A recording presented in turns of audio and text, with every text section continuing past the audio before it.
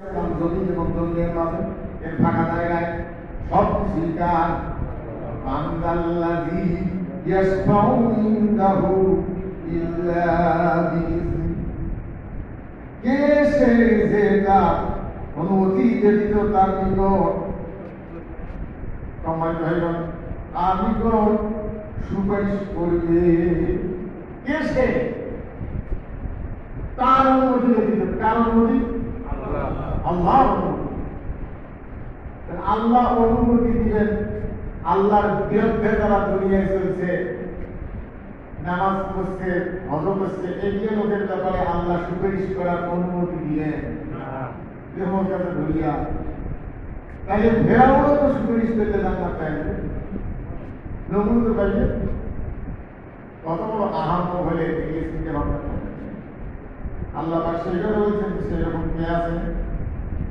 আর সম্মুখে ও পিছনে যা কিছু আছে তাহা তিনি অবগত আছে। তার সামন পিছন এটা তা বলছি, কিন্তু আমাদের ওইভাবে বলা যাবে না যে তার সামন পিছন। আল্লাহর হাত আছে, এটা কেমন? এটা আমাদের বলা যাবে সম্মানিত হইল। তাহলে তার সামন পিছন কোন জায়গা তার নজরের বাইরে নাও। সম্মানিত হয় না? আল্লাহ রাব্বুল আলামিন সেই কথাটি জানাই দিচ্ছেন, যাহাতে তার সবকিছু অবগত আছেন, যাহা তিনি ইচ্ছা করেন। আল্লাহ রাব্বুল আলামিন বলছেন, যেটা তিনি ইচ্ছে করেন সেটা ছাড়া কেউ এটাকে ঠেকে দিতে পারবে না, কিছু করতে পারবে না। আল্লাহর ইচ্ছাটাই সম্ভব।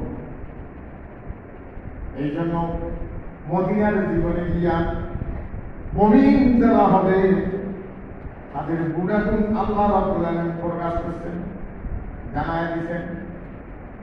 আমদানি নামাজ পড়লে মুমিন হওয়া যায় না।